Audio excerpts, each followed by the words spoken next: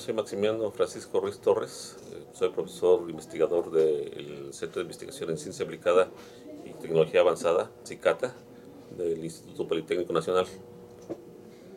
Siempre he estado interesado en lo que es el desarrollo de proyectos, en particular proyectos de tecnología o que creen tecnología.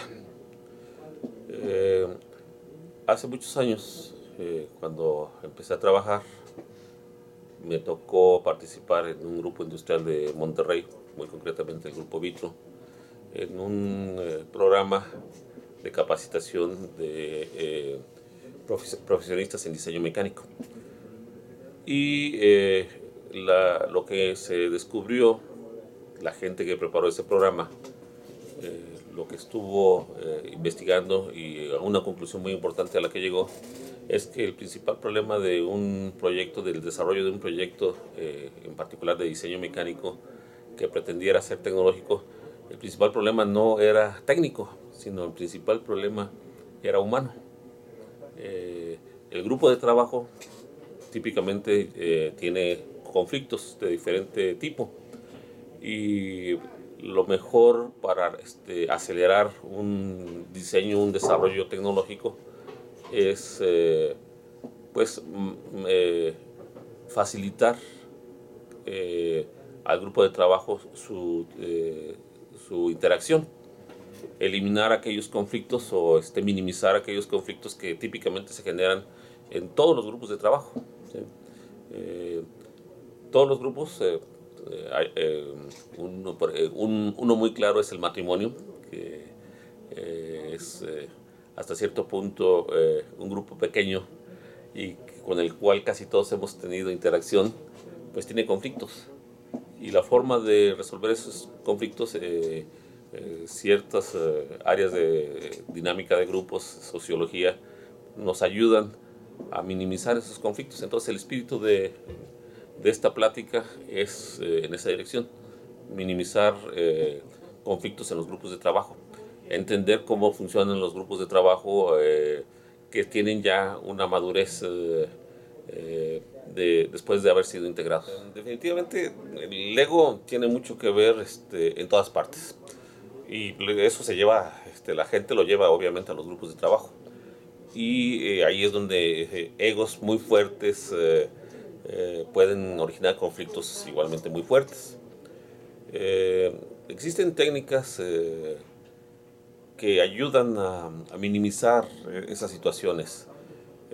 No soy ni mucho menos experto en ellas. Yo no me ofrecería para dirigir a una dinámica de grupos, pero sé que son útiles para integrar mejor a los grupos. ¿Sí?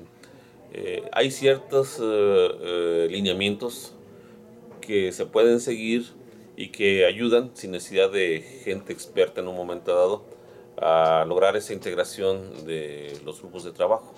¿Sí? Entonces, no solo son los egos los que en un momento dado dan conflicto, obviamente las diferencias culturales, ¿no? Hay ciertas cosas que en diferentes culturas alrededor del mundo nos pueden originar conflictos en un grupo de trabajo, pero igualmente no es lo mismo Monterrey que Mérida en cuanto a ciertas formas de comunicarse, y esas formas pues, son importantes dentro de los grupos de trabajo, particularmente técnicos, grupos técnicos, grupos tecnológicos, y lo ideal es minimizar cualquier tipo de conflicto, maximizar la solidaridad entre los miembros del grupo de trabajo, el apoyo, la confianza, en otras palabras, es muy importante. Un grupo de trabajo que tenga mucha confianza podrá desarrollar mejor un proyecto que otro, que sus miembros no se apoyen, no se tengan confianza entre sí. Es algo que me ha tocado ver un poquito, no soy experto en esta temática, no precisamente experto, pero de alguna manera en el transcurso del trabajo pues, me tocó aprender algo de la temática, llevar algún tipo de cursos o curso relacionado con esto, y ese es parte de lo que les quiero transmitir. Se supone que esto también vemos en innovación, en la asignatura de innovación, pero usualmente la temática no da tiempo para ver esta parte. Entonces, aunque le llamé grupos de trabajo, me gusta la idea de darle un enfoque hacia la tecnología. Les voy a comentar una primera parte de la plática, las etapas de desarrollo de los grupos de trabajo.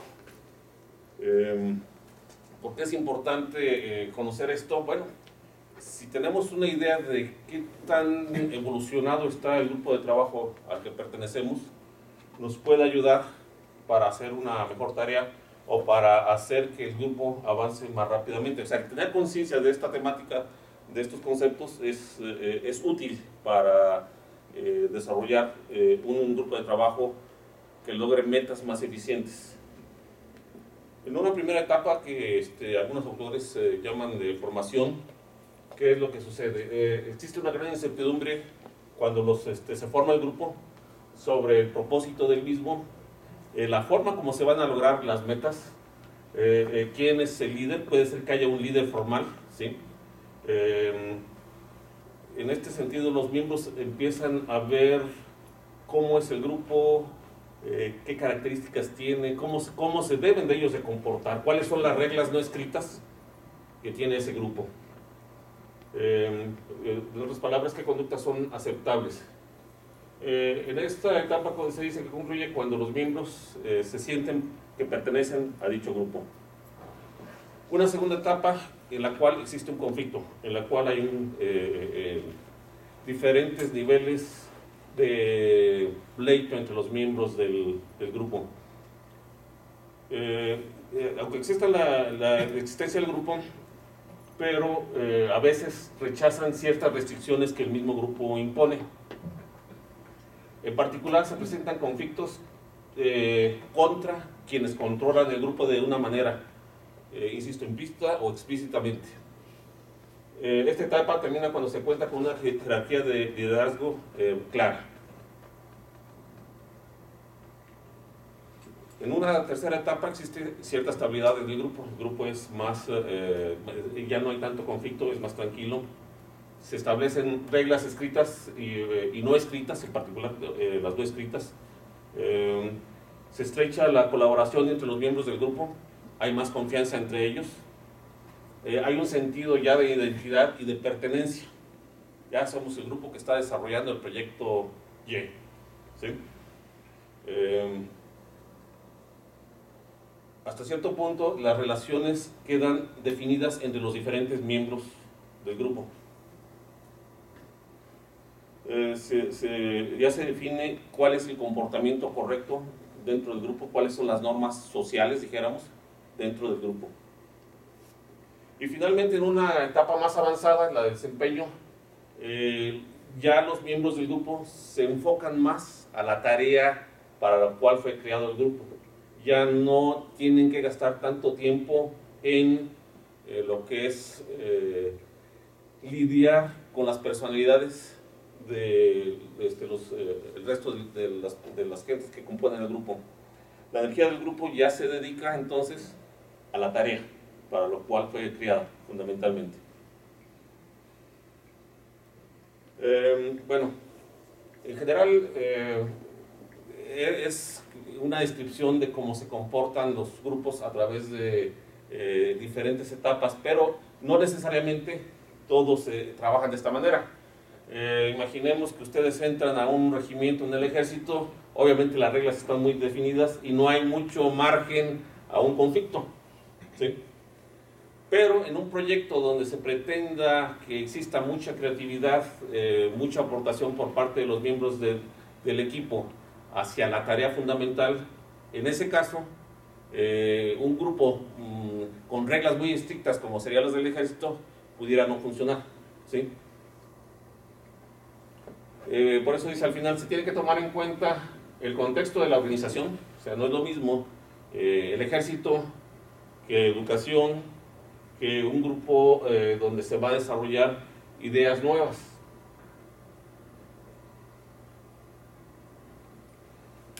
Aquí tal vez nos curamos un poquito en salud. Los autores de diferentes textos y en segunda instancia su servidor, pues ninguna teoría claramente se aplica 100% a todos los grupos. Es un poquito como la psicología, de alguna manera está basado en conceptos psicológicos y sociológicos. Todos los seres humanos somos diferentes, todos los grupos son necesariamente diferentes. Un grupo cambia cuando entra o sale alguno de los miembros de ese grupo, ¿sí? Entonces, son reglas bastante ciertas, bastante generales, pero tienen sus variaciones. Okay. Estas mismas etapas, otros autores lo ven, y de alguna manera así lo aprendió su servidor, en esta otra forma, como el desarrollo de una persona. Se habla de una infancia del grupo, una adolescencia del grupo, ya un periodo adulto y un periodo de madurez. En la primera etapa, como los niños chiquitos, se necesita un guía. La gente pide que le digan reglas claras al entrar a un grupo. Quiere saber cómo van a hacer las cosas. Hay mucha desconfianza, ¿sí? No hay una cohesión como grupo, no hay tampoco ese sentido de pertinencia que pueda haber en grupos más maduros, más avanzados. Puede haber un líder formal, una autoridad formal, alguien dijo, el jefe de este grupo del área fulana es el señor X, pero no necesariamente se confía en él. En la adolescencia del grupo, lo que comentamos, existe mucho conflicto, como los adolescentes, exactamente. El grupo, como los adolescentes, está tratando de encontrar su identidad, ¿sí? Eso origina al interior los conflictos que ya hemos comentado, ¿sí? Mucha confusión, mucha desconfianza, los objetivos todavía no son claros. Tal vez los objetivos puedan ser claros, lo que no está claro a veces es el camino para conseguir esos objetivos, ¿sí? El rol o el papel que cada miembro del grupo juega, ¿sí? Qué posición ocupa dentro del grupo las personas, a veces no está claro, y eso origina conflictos, ¿sí? Y al final estoy poniendo este concepto, la lucha por el poder es intensa. ¿Qué es la lucha por el poder? La comentaré brevemente más adelante. La etapa adulta del grupo. Como los adultos, una vez se adquiere un nivel básico de madurez, ya se tiene uno más confianza. Ya no hay tanto temor a lo desconocido. Al grupo le pasa semejante, ¿sí? Entre la gente ya se comparten los objetivos del grupo y se aclaran los caminos para lograrlo, ¿sí? Se confía más en los demás miembros del grupo. Existe más claridad en el rol o el papel que juega cada elemento del grupo. La lucha por el poder disminuye, ya no importa quién toma ciertas decisiones, sino empieza a ser más importante cómo logramos los objetivos para los cuales está trabajando o fue creado este grupo. Ya existe esa identidad de grupo, que formamos parte del grupo X, y somos de los mejores o somos los mejores, ¿sí? Ya empieza o ya se afirma ese sentimiento, que es reforzado en lo que es la madurez, ¿sí? del grupo. Se afianzan los logros de la etapa anterior, existe más de interdependencia. Por ejemplo, que se enfermó fulano, sutano y perengano lo sustituyen, el trabajo que debería hacer fulano puede ser hecho por otros miembros del grupo. Si hay que salir a un viaje, hay más posibilidades de que sean diferentes miembros los que efectúen ese viaje, hacer ciertos trabajos, ciertas presentaciones, pueden hacerlos por el mismo conocimiento que se tienen de los puestos de los demás, pueden hacerlos otras personas. Ya hay mucho apoyo en el grupo a estas alturas de la madurez como equipo. Y como los roles o papeles que desempeñan pueden ser intercambiables. El liderazgo del grupo tal vez es asumido indistintamente por diferentes personas. Estoy hablando de un liderazgo básicamente informal, con la aceptación tal vez del líder formal. ¿En qué sentido los líderes, o existen o pueden haber diferentes líderes? Por conocimiento, ¿sí? Si estamos en una etapa del desarrollo de un proyecto, el conocimiento que yo tengo de esa etapa puede hacer que sea yo líder. Y en otro momento que entramos en otro campo que no es mi fuerte, el líder se convierte en otra persona. Y no hay conflictos o se minimizan los conflictos por ese cambio de rol y se dan de una manera muy natural. Tal vez como haciendo alegoría al film, ¿no? Le pasa el rifle y el otro automáticamente entiende lo que le está cediendo el trabajo y el otro está capacitado para hacerlo perfectamente, ¿no? Entonces, como parte de la idea, les voy a presentar un video, no es muy largo, pero sí se dura 7 minutos. Como dice acá abajo, no se muestran en este video los conflictos previos. Seguramente la gente que participa en este grupo tuvo muchos conflictos previos a fin de lograr lo que se muestra. Si hubo retiro de algún miembro en un momento dado, alguien que estuvo a disgusto con el grupo, pues tampoco lo vamos a anotar aquí. Vamos a ver el resultado final, el trabajo ya de grupo. Es un grupo que está completamente enfocado a su tarea, ¿sí? Cada miembro del grupo claramente sabe su papel, sabe lo que tiene que hacer. No hay discusión sobre quién lleva el liderazgo en este grupo. Y es obvio que cada uno de los miembros ha trabajado individualmente antes de lograr este resultado y también de alguna otra manera como grupo han trabajado conjuntándose. La lucha por el poder dentro de los grupos no es exactamente la lucha por el poder bueno, de alguna manera sí lo es el poder presidencial o una gubernatura, un municipio. Voy a trabajar sobre un grupo que casi todo el mundo conocemos. ¿Quiénes están casados? Que levanten la mano, por favor. O sea, se empieza, pues es un grupo de dos típicamente, se empieza una pareja, todo muy bonito, el anillo, te casas conmigo, la boda, luego dicen, por ahí me encontré esto, ¿no? Que para que te cases, pues, cuando empieces a planear tu boda, lleva con un blog de notas y ve tomando apuntes, y que decide el estilo de boda que quieres, en qué momento del año y del día, lugar para la ceremonia y la recepción, reserva con anticipación, calcula el presupuesto que deseas invertir y platícalo de ser necesario con los papás, que son los que terminan poniendo, ¿no? El caso es, quiero que me digan, en particular, bueno, si ya todos han pasado por ahí, o casi todos, vamos a hablar en qué momento del año y del día. ¿Eso crea conflicto? ¿Sí?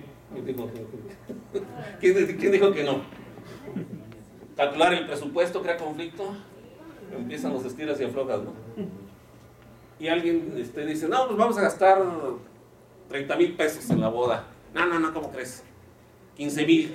No, que yo tengo muchos invitados. Y así va el asunto, ¿no? O sea, para atrás y para adelante. Y es una cuestión de ponerse de acuerdo y es un estira y afloja, en principio entre dos. En la práctica el grupo luego crece, ¿no? De un lado y del otro. Entonces, con esto quiero ejemplificar que hay un momento en que, para diciembre, no, en mayo, no, en diciembre, en mayo, en diciembre, empieza una lucha por el poder. O sea, es muy sutil, pero hay una lucha ahí que tiene que ver por el poder, quién decide la fecha, ¿sí? Ahora, los que hemos pasado, estamos casados, de pronto hay una maceta que está en un lugar que no nos gusta a los hombres. O que en el baño dejó alguien los calcetines que no le gusta a las mujeres. Y que recoge los calcetines y que siempre los deja. Y empieza otra vez esa lucha por el poder. Se da en las parejas. Sí, o sea, todo esto, bla, y se llega a este tipo de cosas, ¿no? Igual en los grupos de trabajo. O sea, se juntan dos personas, mínimo ya es un grupo, y empiezan los estiras y aflojas. Y siempre hay que la leche tiene que estar en el compartimiento de arriba, no tiene que estar en el del medio. que es en la puerta del refrigerador. Y están los pleitos. ¿Sí? Y de alguna manera está la lucha por el poder. Más o menos creo que deja la idea de lo que es la lucha por el poder. ¿Eso también crea la lucha por el poder? Sí. Algo hay de eso, ¿sí? El que tiene el control, tiene el control. ¿Sí? Pues en los grupos pasa igual, es decir, vamos a hacer una máquina que pase un artículo, que pase el mouse de aquí para acá. Vamos con un pistón neumático, no. Tiene que ser un mecanismo para meterle un motor. No, con un pistón hidráulico. Esas luchas, su servidor las ha vivido cuando hemos diseñado con otros compañeros en Monterrey básicamente alguna máquina, ¿sí? No, es que esta idea, porque es mi idea, por eso es con el pistón que a mí se me ocurrió, ¿sí? Y de fondo, ni la idea del pistón ni la idea del motor son malas, ¿sí? Son soluciones alternativas. El problema es ponernos de acuerdo de una manera que ambas partes aceptemos, ¿sí? Cuál es la mejor forma de hacer las cosas. Pero, insisto, si a veces una maceta puesta en un lugar nos causa un conflicto muy fuerte, y es de que yo dije que la maceta tiene que ir de este lado, no, yo dije que de este otro lado, y entonces entramos en ese conflicto, en esa lucha por el poder, que se da en todos los grupos, ¿sí? El poder decidir, el poder tomar decisiones, el poder decir por dónde se trabaja, cómo hacemos las cosas. Entonces, en términos generales, pues esto es cierto, la lucha por el poder entre colegas o departamentos y departamentos son causa de desperdicio de recursos, acaban con la productividad y ponen en peligro la consecución de metas. ¿Sí? Grupos antagónicos o gente antagónica dentro del mismo grupo peleando por hacer las cosas de diferente manera. Además cobran un precio muy alto también a nivel humano, ya lo sabemos, ¿sí? Son motivo de frustración, claramente, tensión emocional y desilusión, porque obligan a las personas a entablar batallas cruentas y casi siempre imposibles de ganar. Vuelvo sobre el ejemplo de la maceta mal puesta, o sea, no hay ni bien ni mal de que la maceta esté en X lado, es nada más nuestra apreciación, nuestro punto de vista muy personal. Cuando se trata de que voy a diseñar una máquina con mi idea, porque como yo voy a hacerle la idea y eso tal vez implique un aumento de sueldo o una promoción en puesto, entonces el pleito se vuelve a muerte, desafortunadamente. ¿Sí? Es difícil, muy difícil lograr que se avance, tomar una decisión grupal que satisfaga a todo el mundo. Y bueno, continúa, y aquí el problema es que se vuelve personal y afecta obviamente en ocasiones a la salud de las personas. ¿Sí? Bueno, y aquí nos dice, a veces claramente llevamos el conflicto a la casa, con la familia, y allá nos desquitamos de las cosas que tal vez no podemos hacer en el trabajo. Bueno, a veces es al revés, ¿verdad? Traemos los conflictos de allá y nos desquitamos de las cosas que no podemos hacer en la casa. Ahora, aquí está el quiz de la plática, ¿no? ¿Por qué me interesa los grupos de trabajo y los conflictos que en ellos se generan? Bueno, creo que ya las razones son más o menos, ya se ve. El principal problema de los proyectos tecnológicos no son los aspectos técnicos. No son si lo hacemos con un motor, con un pistón neumático, con un pistón hidráulico, con energía solar, etc. El principal problema en los proyectos tecnológicos son humanos.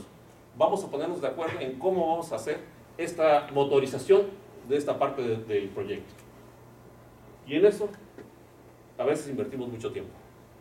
Por eso es que la dinámica de grupos, todo lo que es la teoría de grupos y cómo trabajar en grupo, a veces nos ayuda mucho a mejorar nuestros proyectos tecnológicos. ¿Sí? Obviamente, proyectos que no sean tecnológicos, a veces proyectos hasta burocráticos, podría decir, pues ayuda bastante el tener este conocimiento.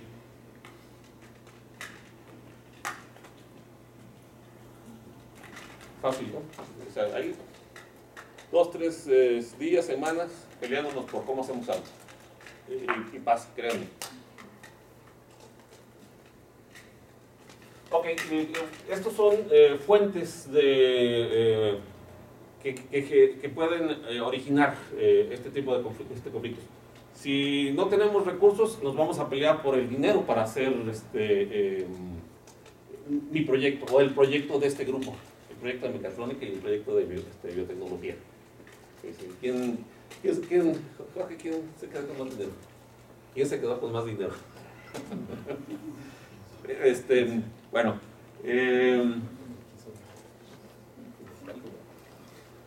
el tamaño de la organización implica que se requieren más recursos para repartir, ¿sí? A veces no necesariamente recursos económicos, sino tenemos 3 tornos y 3 fresadoras para hacer X cantidad de producción, y el área de biotecnología necesita tanto equipo, tantas piezas, y el área de imágenes necesita tanto equipo y tantas piezas. Entonces, ¿a quién se le da prioridad? Ahí puede surgir un conflicto. Y, el tercer punto es bastante claro. Si mi objetivo es que yo quiero llegar a ser director del Politécnico y no el desarrollar proyectos tecnológicos en el CICATA, probablemente en un grupo de trabajo estemos trabajando desfasados 2 personas con esos diferentes objetivos.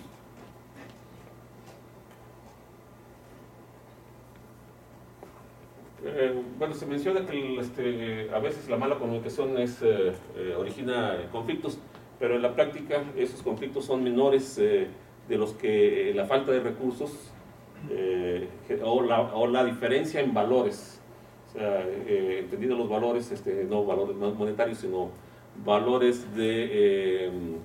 humanos, dijéramos, desde la perspectiva de yo aprecio mucho la vida humana y la vida de los animales, y otros no aprecian exactamente, no tienen ese mismo valor que yo, y eso genera conflictos. Por último, muy platicado, no es lo mismo ponerlos aquí que vivirlos, ¿sí? Nos pueden dar muchos consejos de cómo educar a los hijos, nos lo pueden poner en una pantalla, y desafortunadamente a la hora de aplicar los consejos no necesariamente los seguimos como debería de ser, ¿sí? Entonces, esto es, insisto, platicado. Para resolver este tipo de conflictos que se presentan en los grupos de trabajo, una técnica o una forma, aquí le llaman solución del problema. Tomar a las partes en conflicto, sentarlas a platicar y tratarlo de resolver el conflicto de una manera honesta, directa, ¿sí? A ver, si la maceta, a mí me gusta aquí y a ti te gusta del otro extremo de la mesa, ¿lo ponemos en medio? Está bien, acepto que la pongamos en aquel extremo de la mesa, pero en el futuro espero que tú cedas algunas cosas. Metas de orden superior, fijarse una meta común de los 2 grupos en conflicto, que sea superior en principio a la meta que originó el conflicto, ¿sí? Y que la meta superior, aquí nos dicen que sea algo que no se puede lograr si no participan las 2 partes que han entrado en conflicto. Ampliación de recursos, también esto es muy fácil de decirlo, que Hacienda suelte más lana, por decir algo. Cuando un conflicto es causado por una escasez de recursos, dinero entre otras oportunidades, o sea, no todo el mundo puede, se le puede premiar con un ascenso, ¿sí? Y tampoco hay espacio ilimitado para que tenga una oficina más grande. Entonces, si conseguimos otro edificio para que tengamos más oficinas, pues puede ser una solución a un conflicto. Por cierto, necesitamos más cajones de estacionamiento, ¿verdad? Necesitamos otro edificio, bueno, algo así, es la idea para evitarnos más conflictos. Evasión, esta es una de las más, esta sí es muy sencilla, pero típicamente no resuelve nada. Es decir, hacemos como que no pasa nada, que no existe ningún conflicto y no resolvemos nada, ¿sí? En ocasiones algunas cosas se resuelven dejándolas, ¿no? Olvidándonos de ellas, pero no siempre es buena solución, particularmente cuando el problema es de fondo, podría decirlo o plantearlo de esa manera. Yo lo que he observado es que cuando optamos típicamente por una solución de evasión, el problema recurrentemente nos vuelve a aparecer adelante. Mientras no lo resolvamos de verdad, el problema sigue apareciendo. En un allanamiento, le restamos importancia a las diferencias. Bueno, allanar aquí no es, es de recorrer un poquito el camino, ¿no? Sería la maceta.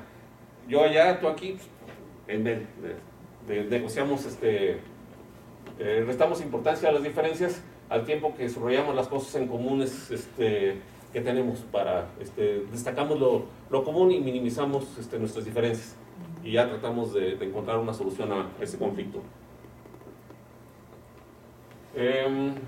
Un arreglo, cada parte cede algo. Bueno, ni en diciembre ni en mayo, nos casamos en septiembre. A lo mejor no es una buena solución esa, ¿verdad? Para ese problema. El mandato, bueno, ya es la orden presidencial, ¿no? El jefe dijo que la solución es por aquí. Acabó. Modificar la variable humana.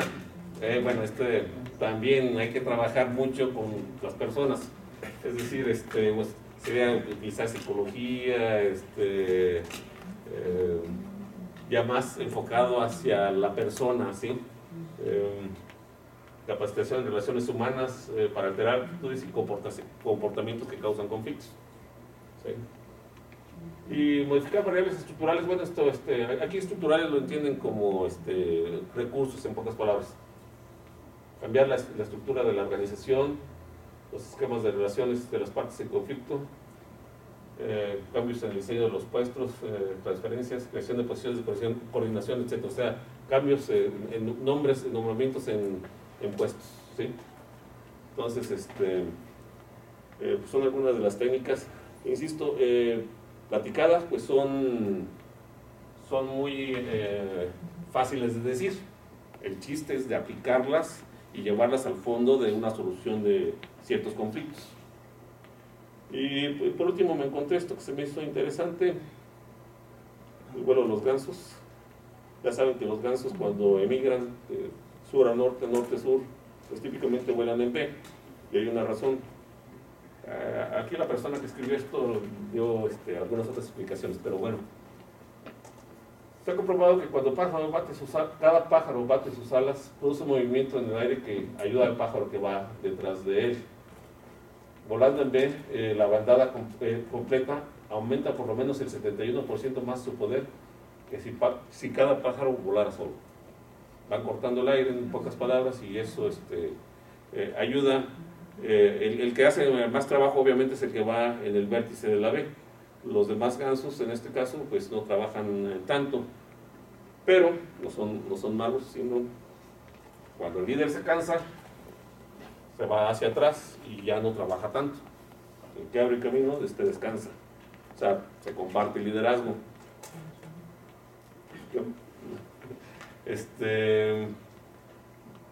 Bueno, si se sale de la formación, pues, obvio, recibe el castigo de que ya no se está ahorrando tanto el trabajo de los que van por delante, ¿sí? Y por último, esto que se me hizo interesante, que sí creo que lo había oído, a ver, los que están atrás no sé si se lo alcanzan a leer, pero bueno. Cuando un ganso se enferma o cae herido de un disparo, dos de sus compañeros se salen de la formación y lo siguen para ayudarlo y protegerlo. Se quedan con él hasta que esté nuevamente en condiciones de volar o muere. Solo entonces los dos acompañantes vuelven a la bandada o se unen a otro grupo. Entonces hacen mucho trabajo de grupo, pocas palabras, ¿no? En una dirección que les es interesante. Una hora, que no fue ni siquiera una hora lo que duró la plática, es poco tiempo para tocar el tema de lo que se puede y se debe de hacer con grupos de trabajo, particularmente grupos tecnológicos o que pretenden hacer proyectos tecnológicos. Hay ciertas técnicas vivenciales que hay que estar en lo que llamamos dinámica de grupos para sentir la técnica y después aplicarla ya directamente al grupo de trabajo, ¿sí? Entonces, Esto fue la punta del iceberg, ¿sí? Una plática que creo que es necesaria en un centro de investigación, que necesariamente tiene que integrar a diferentes personas de diferente especialidad, de diferente cultura, en un grupo de trabajo haciendo proyectos que son de interés para el país, ¿sí? Proyectos tecnológicos, insisto. Eh, entonces, eh, es importante el, al menos tener conciencia de que podemos mejorar nuestros proyectos mejorando al grupo, mejorando la dinámica del grupo, la interacción entre los miembros de un grupo. Desafortunadamente, lo que hemos observado en el país es que sí hay personalidades muy fuertes que tienen ciertas ideas, ciertos conceptos y quieren llevar el país en esa dirección. Y estoy hablando de personas bien intencionadas, desde luego, no que están buscando algún beneficio, que podríamos sospechar que estén buscando algún beneficio propio, pues en particular un beneficio económico. Estamos hablando de investigadores serios, gente seria. Pero la visión de un solo investigador, eh, por muy correcta que sea, muy honesta que ésta sea, pues no es la visión total del país. Hay más personas que tienen diferentes visiones y que, como se comentó en la plática, difícilmente eh, podemos decir que estén equivocados. Aquí la pregunta sería, ¿cuáles son el grupo de visiones que tienen diferentes personas que son lo mejor para el país? Y no hay una respuesta también correcta, ¿sí? No hay una manera de medir ciertas situaciones que sean mejores que otras, sobre todo hacia futuro. Esto lo sabríamos en unos 10, 20, 30 años. Lo que sí es seguro es que lo que es importante es que esas visiones sean honestas, sean sinceras y que participemos la mayor parte de los mexicanos. Eso minimiza el riesgo de equivocarnos, ¿sí? Eh, Cualquiera que fuera el resultado, trabajando honestamente, creo que será un buen resultado. Yo soy Maximiano Francisco Ruiz Torres. Eh, Nací hace ya 57 años, un 18 de abril de 1955. Siempre me interesó lo que son los proyectos, el diseñar desde el punto de vista mecánico, hacer proyectos mecánicos, diseño mecánico. Y la carrera que estudié en el Tecnológico Regional de Morelia, en aquel entonces, los tecnológicos regionales, fue eh, ingeniero industrial mecánico. Más que lo industrial, pues como lo comento, desarrollé la parte mecánica, estudié la maestría en diseño mecánico del Tecnológico de Monterrey en el año de 1976. Trabajé 2 años en el Tecnológico de Pachuca, en el área de mecánica, y posteriormente me integré al Grupo Vitrio durante casi 9 años, de 1980 al 89 básicamente, en el que estuve trabajando para proyectos mecánicos, en una primera instancia en Vitrotec, en una segunda en cristalería. Después de eso trabajé en varias, sobre todo, dependencias gubernamentales, en el IMEC, ya desaparecido, de San Luis Potosí. El IMEC era el Instituto Mexicano de Investigaciones en Manufacturas Metalmecánicas. Eh, Posteriormente en Comimsa, la Corporación Mexicana de Investigación en Materiales en Saltillo. De ahí fue que estuve trabajando en proyectos relacionados con la modernización de la industria de la tortilla y finalmente entré a trabajar con el Politécnico aquí en el Cicata. Esto desde 1996. Entonces ya son 17 años trabajando para el Politécnico.